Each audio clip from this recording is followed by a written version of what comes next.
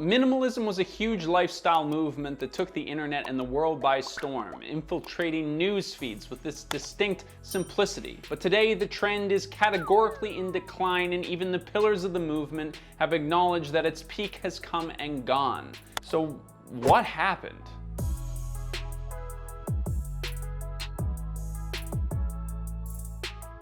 Now, believe it or not, minimalism was not a concept born in the vacuum of YouTube. The term minimalism originated in the art world in the 1950s as a way to blend beauty with utilitarianism. Writers, painters, and architects moved away from metaphors, abstract impressionism, and other stifling confines of fine art, and started focusing on sleek designs with tons of white space and industrial materials. Do you hear kind of the theme that we're getting to here? Because basically what we just described is what a minimalist apartment looked like in 2015. Essentially, minimalism was all about removing excess and focusing on the simple everyday aspects of art. And that same mentality resonated deeply with a society that was exhausted by the endless accumulation of stuff that had become the norm for consumers in 2010. So minimalism actually became a lifestyle movement in the 1980s, but it didn't gain mainstream popularity until the 2010s, when everyone and their mom had a YouTube channel, including myself. That's right, me, Levi Hildebrand, was on the minimalist bandwagon, just like hundreds of other YouTubers. I made the minimalist wardrobe video, the minimalist travel video, the minimalist Christmas gift guide video. Oh yeah, I was deep into it. And while it is a bit embarrassing how clickbaity the trend became, I still actually live by a lot of those same principles, and we're gonna get into that later on. So let's rewind. It's 2015, and by this point, the YouTube world has been reeling with this new phenomenon. And in the chaos, it seemed to get bundled into two basic categories: how much stuff you had, and specifically what stuff, and how you live your life. Now, of course, we can't make a video on this subject without mentioning the minimalism daddy, Matt D'Avella, but there are two other dudes at the center of this new minimalism thing, and he was actually friends with both of them. Joshua Fields Milburn and Ryan Nicodemus literally called themselves the Minimalists. Joshua and Ryan are both former tech industry six-figure earners who realized that even though they accomplished the American dream, they weren't happy. They were in debt, abused drugs and alcohol, and their personal lives were in shambles. So they left it all behind and started over by purging almost all of their stuff. From there, they wrote a book, they started a blog, they toured the country, and they made a Netflix documentary about the minimalist lifestyle, which was directed by Matt D'Avella. Now, before we get into why minimalism failed, I want to talk about some of the positives, because I obviously believed in this thing enough that I was willing to make an 18-minute long video about what I carry in my backpack. Yep, that's a video that I made. The way I see it is this: living with less doesn't mean that your life is less great.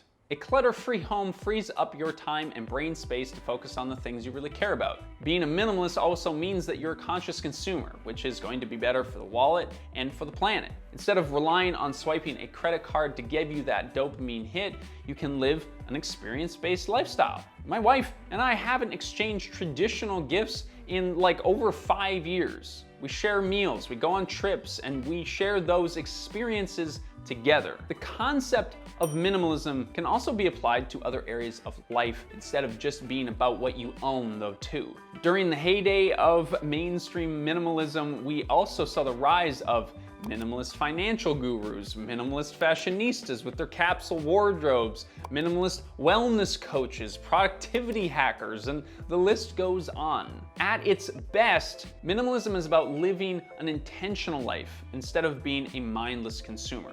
And that's a value that you can apply to your entire life. And as a big believer in the concept of living intentionally, I wish that this could be the end of the video and that minimalism really did just solve all the world problems. But this is a future-proof video, and so we have to talk about why minimalism failed.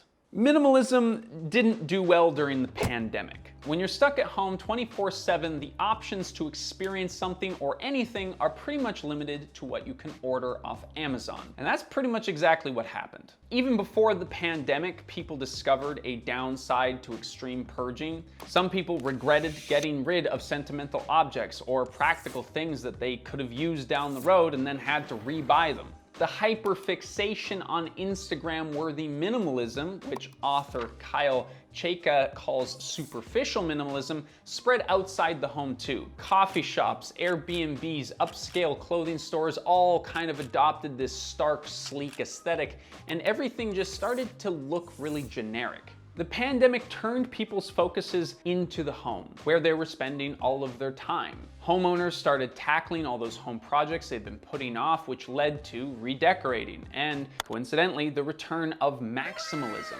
Instead of having nothing on their walls, people filled their walls with quirky mismatch artwork that showcased their personality.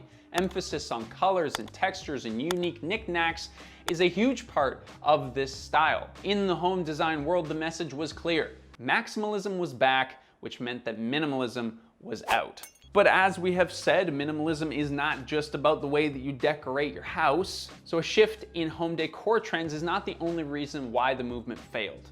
The lifestyle was marketed to a very upper middle class demographic. Minimalism made a ton of sense for privileged folks who had the time to optimize their lives and seriously consider who they wanted to be and how they wanted to live. But it wasn't very accessible for families, people with demanding careers, people who love clashing colors and patterns, or other circumstances that make it difficult to fit all of your belongings into a backpack. Not everyone has the luxury to donate or sell their crock pot under the guise that you can just buy one later if you need one. According to sources, more than half of Canadians are living paycheck to paycheck, and that number rises to 63% in America. While many of us see maximalism as a fun trend to try out, it's important to realize that people living in poverty are more likely to save stuff as well as money because of financial uncertainty. For a while, it felt like your house had to look like a Scandinavian mausoleum, and you had to wear neutral colors all the time just to call yourself a minimalist. And that left out a lot of people from cultures who celebrate bold and vibrant colors and textures. Minimalism was literally whitewashed in more ways than one. Now, if you talk to anyone in the minimalist world, they will tell you that color scheme and cultural background have nothing to do with the minimalist movement. You simply have to make choices about your belongings with intention. And this is, I think, probably the biggest problem. Minimalism had many of the qualities that a cultural surge like this needs to be successful. A distinct aesthetic, a cultural significance that is countercultural in some way, and the right timing. People were tired of their shit, the attic full of stuff they forgot about, the garage with no room for a car, and minimalism was the first popular culture trend that targeted that directly. But what it lacked was something to feed the beast that makes our world go round: consumerism. Part of the reason why minimalism didn't die out faster than it did is because it did a pretty good job at rejecting the status quo that our capitalist consumer society has deemed normal. But beyond the gray t-shirts and monochromatic kitchen cabinets and whatnot, there wasn't really anything to buy. And sadly, our whole world, like it or not, is built on buying stuff. And without that fundamental piece, it was very unlikely that minimalism had a chance. The fact that a cultural movement based on not buying things reached this level of popularity is kind of mind-boggling.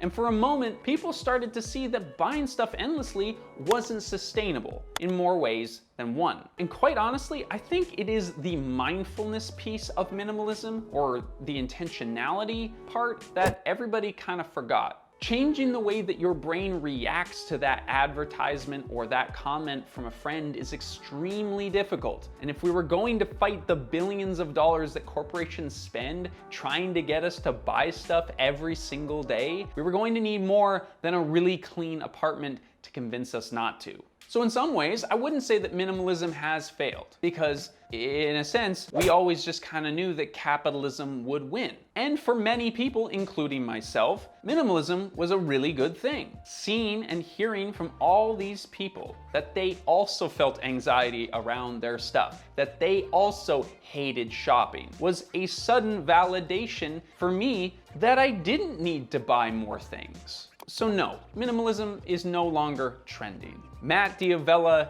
is not posting as often anymore, and yeah, I've moved on too. But I would like to think that maybe minimalism has infected some part of our cultural makeup for the better. But let us know what you think of minimalism down below, and if you like this video, remember to like it, and if you enjoy our content, subscribe. And we'll see you next Wednesday.